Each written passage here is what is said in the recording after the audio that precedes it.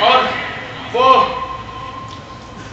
اساس اور کھمبا گاڑنے کے لیے یہ بھی کھمبا بنانا، ہاں، تاکہ دلوں کے اندر یہ باتیں بیٹھیں، ذہن آپ کا تیار ہو جائے کہ قرآن و سنت میں بھلی کس کو کہتے ہیں۔ ہر ڈنڈو پنچو چمن شوراتی کو ولایت کی سرٹیفکیٹ دے کر کے مارے واہ، اس کا مولوی ولی، اس کا مولوی جہنمی، ہیں امت میں تقسیم کر کے ہر ایک اپنے اپنے ولایت کے جھنڈے گاڑیں گے اپنے اپنے گھروں پہ، مارے واہ۔ اس طرح سے تو صاحب کوئی بھی اللہ کا دشمن نہیں ہے، سارے اولیاء اللہ ہیں۔ نہیں، سنو اللہ کے اولیاء کون ہیں، کیا ہیں، ان کی علامتیں کیا ہیں۔ اتنی بات سمجھ گئے کہ عقیدہ ٹھوس ہونا چاہیے، سمجھے، مضبوط ہونا چاہیے، اور مولوی کے کہنے کے مطابق نہیں، قرآن و سنت کے مطابق ہونا چاہیے، ٹھیک ہے۔ قال اللہ قال رسول، یہی سیدھا راستہ، یہی اسلام ہے، یہی اسلام ہے، اس کے علاوہ کوئی اسلام جو دین اللہ کے نبی کے زمانے میں، صحابہ کے زمانے میں تھا، وہی دین آج بھی دین ہے، اور اسی شکل میں رہے گا تو دین ہوگا، اور جو اس زمانے میں دین نہیں تھا وہ آج دین ہو سکتا ہے۔ تو کوئی بھی معاملہ ہو، کوئی بھی مفتی صاحب، کوئی بھی علامہ صاحب، کوئی بھی مولانا صاحب، کوئی بھی مفتی صاحب، کوئی بھی حضرت، کوئی بھی قبلہ، کوئی بھی قطب العالم، کوئی بھی غوث، کوئی بھی عجب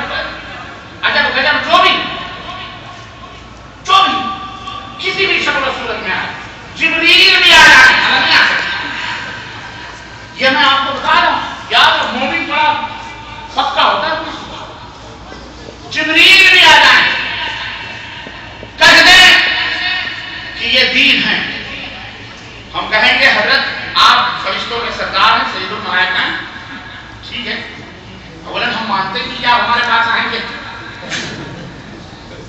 آپ تو وہ ہو نہیں سکتے، کیونکہ ہم تو نہ نبی ہیں نہ رسول ہیں، وہ تو انبیاء اور رسول کے پاس، لیکن آپ کہہ رہے ہو تو ہمیں قرآن کی دلیل دے دو، نبی کے فرمان کی دلیل دے دو، بات ہی ختم، جھگڑا ہم جھگڑا نہیں کرتے، لڑائی نہیں، آپ جہاں تھوڑا تو سمجھ میں بات آ جائے کہ شیطان کہاں آئے گا قرآن سنت کی دلیل دے گا، اور کہیں اگر دے گا بھی تو جناب علی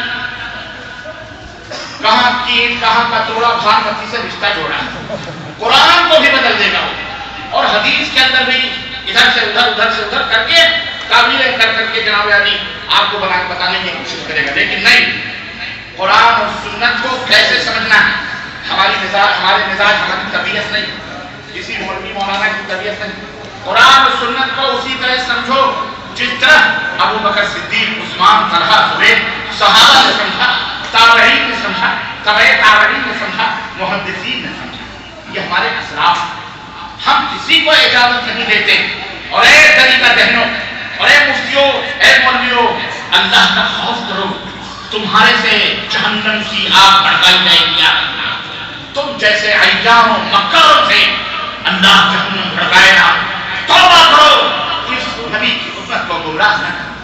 یہ کیا کہتے ہیں، آزاد خیالی پیدا ہوتی ہے، قرآن و سنت کی طرف دعوت دینے سے آزاد خیالی پیدا ہوتی ہے، لوگ گمراہیت کی طرف جاتے ہیں۔ اچھا، آپ کی ضلالت اور گمراہت اور لال اور پیلی کتاب پڑھ کے لوگ صحیح راستے پہ آ رہے ہیں، ہم نے تو نہیں دیکھا کہ اللہ رب العزت کے صحیح راستے پہ آتے ہیں، اور یہ اللہ کے محبوب بنتے ہو۔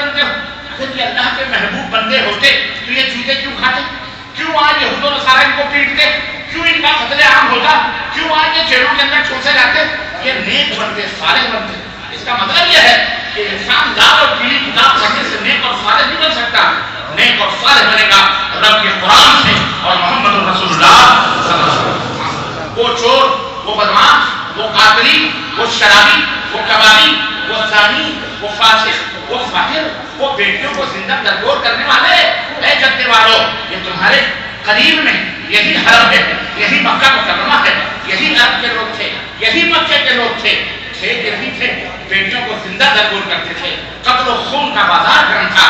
آخر انہیں دنیا کا امام کس نے بنایا، دنیا کا رہنما کس نے بنایا، دنیا کا قائد کس نے بنایا؟ کتاب اللہ نے بنایا اور محمد الرسول اللہ نے بنایا کہ نہیں بنایا؟ وہی قرآن، وہی سنت پڑھ کے وہ گڑھیوں بکریوں میں چروانے والے، وہ قاتلین دنیا کے رہنما بن گئے، دنیا کے رہبر بن گئے، اب وہ سلامتی کو پھیلانے والے بن گئے۔ اللہ نے آسمان سے ان کے لیے بشارتیں، خوشیوں کے پیغامات بھیجے۔ رضی اللہ عنہم ورضوا عنہ کی سندیں ادا فرمائی کہ اللہ اس سے راضی ہے کہ اللہ کرے۔ یہی قرآن و سنت۔ تو کیا آج یہ قرآن و سنت اپنے اندر تاثیر نہیں رکھتے؟ اے مولویوں سے پوچھو کہ اگر یہی قرآن و سنت مکے والوں کو، قاتلوں کو، فاسقوں کو، فاجروں کو، بدکاروں کو، بدقماشوں کو، گڈریوں کو آج جاہل سے عالم بنا سکتے ہیں، قاتلوں سے اور چوروں ڈکیتوں مومن اور صالح بنا سکتے ہیں، تو آج یہ قرآن و سنت ہمیں مومن اور صالح کیوں نہیں بنا سکتے؟ پوچھو ان سے۔ ان کی اپنی جھوٹ اور نقل کی لکھی ہوئی نام کی کتابیں، نبی کا نام لے کر رب کعبہ کی قسم ہے اگر یہ اپنا نام لے تو ٹھیک ہے، جاؤ جہنم میں، ہمیں اس کی کوئی پرواہ نہیں۔ تکلیف اس وقت ہوتی ہے جب پیارے نبی کا نام استعمال کر کے پیارے نبی کے دین میں سنشودھن کرتے ہیں، اس میں خدائے کرتے ہیں، اس میں باطل کو ملاتے ہیں، اس میں قیاس اور رائے اور اس کے اندر اپنی طبیعت اور اپنے مزاجوں کو داخل کرتے ہیں۔ تکلیف وہاں ہوتی ہے۔ دنیا آزاد ہے، کوئی کچھ بھی کرے، ہمارے باپ کا کچھ نہیں رہتا، لیکن یہ اسلام کے اندر کسی نے اگر کوئی کسی قسم کی تحریف کی ہے یا کرے گا تو انشاءاللہ اسے برداشت کیا جا سکتا نہیں کیا جائے گا، کیونکہ اسلام یہ کسی کے باپ کی جاگیر نہیں۔ تم اپنے باپ کی جاگیر میں تم جا کے کھڈے کھودو، سمندر بناؤ، تم جاؤ انہیں کونے بیچو اپنے باپ اپنے آنگنوں میں جا کے کنویں کھودو، ہمارے باپ کا کچھ نہیں جاتا، نہ ہم تمہیں بولنے آئیں گے نہ تمہیں منع کرنے آئیں گے۔ لیکن پیارے نبی کے لائے ہوئے دین کو اگر کوئی تبدیل کرے گا، اگر قرآن و سنت کی غلط باتیں لوگوں کے اندر پھیلائے گا، تو جس طرح تمہیں غلط بات پھیلانے پر حیا نہیں آتی، شرم نہیں آتی، ہمیں بھی حق بات بتلانے میں کوئی حیا اور شرم نہیں آتی۔ تم اگر جھوٹ پھیلاتے ہو، جھوٹ پھیلاتے ہوئے تمہیں ڈر نہیں لگتا، تو ہم حق بیان کرتے ہوئے ہمیں کیوں ڈر ہے؟ تم تو مارے جاؤ گے، جہنم میں جاؤ گے، لیکن ایک حق بیان کرنے والا مارا جائے گا تو کہاں جائے گا؟ انشاءاللہ تعالی شہادت کی موت مرے گا، انشاءاللہ تعالی جنت میں جائے گا، انشاءاللہ تمہارے ہاتھوں سے اس کے درجات بلند ہوں گے، اللہ رب العزت سے جنت میں جگہ عطا فرمائے گا، انشاءاللہ تعالی، کیونکہ یہ راہ حق کے مسافر تھے، جن کو ظالموں نے ختم کر دیا اور چلے گئے، اللہ نے ان کے لیے جنت کے دروازے کھولے انشاءاللہ۔ تو میرے عزیزو ڈرو مت، نہ ہی علامہ اقبال نے کہا تھا کہ اللہ اکبر حق گوئی و بے باکی، کیا کہا تھا؟ کیا لفظ ہے؟ اللہ کے شعروں کو آتی نہیں ربائی، آئین جمع مردان، آئین جمع مردان، حق گوئی و بے باکی، آئین جمع مردان، حق گوئی و بے باکی، اللہ کے شعروں کو آتی نہیں ربائی۔ اللہ کے شعر کبھی گیرر نہیں بنتے، یہ جمع مردوں کو، یہ مومنین کے کا آئین ہے، دستور ہے کہ وہ حق بولتے ہیں اور بے خوف ہو کر کے بولتے ہیں، انہیں کسی چیز کا ڈر نہیں۔ ڈر اگر ہوتا ہے تو عرش والے کا ہوتا ہے۔ اس لیے اے لوگوں اللہ سے ڈرو، اللہ آسمان والے سے ڈرو، کہیں اللہ کا قہر نہ ہو جائے۔ اپنے ایمان اور عقیدے کو صحیح مضبوط اور پختہ بناؤ۔ آؤ ولی بننا چاہتے ہو کہ نہیں؟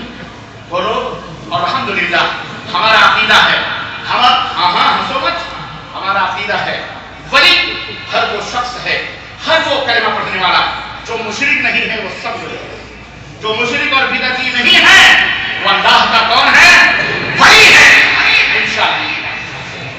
جو مشرک اور بالکل کلیئر کٹ بات ہے، بالکل صاف، جو مشرک اور ولی نہیں، جو مشرک اور بدعتی نہیں ہے وہ کون ہے؟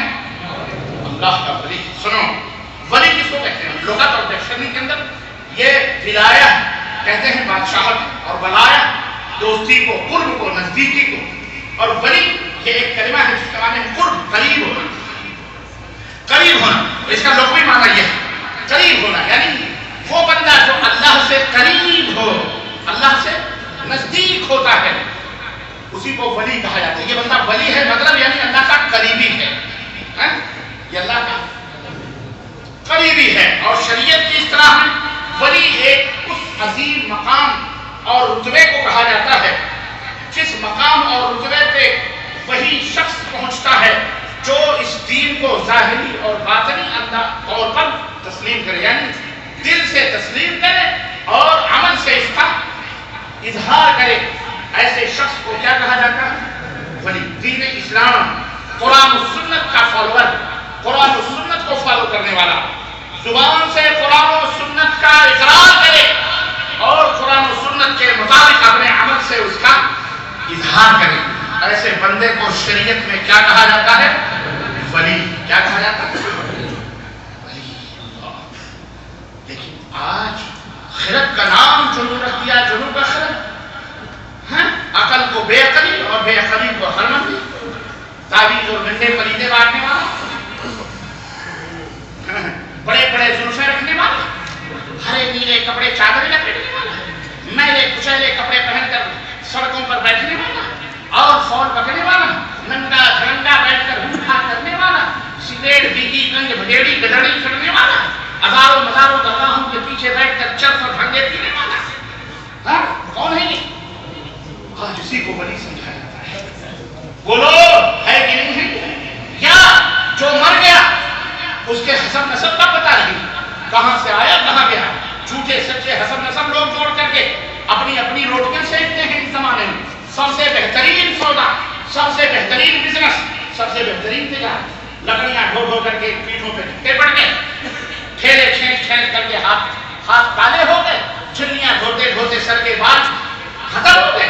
بڑا آسان نسخہ لوگوں نے پایا، کچھ بھی نہیں، کوئی بھی چیز ہمیں گدھا ادھا مار کے یا نہ بھی مارو، کچھ اینٹ اڑا لو، چلہ شریف بنا لو۔ کیا بنا لو؟ چلہ شریف۔ کہاں کا ہے یہ؟ خواجہ غریب النواز کی چوکھٹ کا چلہ ہے، یہ شیخ عبد القادر گیلانی کا چلہ، یہ جناب علی فلانے بابا کا چلہ ہے۔ وہاں کی اینٹ لائے ہیں حضرت، اور وہ اینٹ اتنی لمبی ہو گئی، ابھی ایک ہی بارش تھی، کچھ دن کے بعد 1.5-2 میٹر کی خبر ہو گئی، چادریں چپی گئی، ٹھنڈے لگ گئے، ولی اللہ بن گیا ہے۔ وہ بولو یہ حقیقت کی میرے مسلمان بھائیوں، اے میرے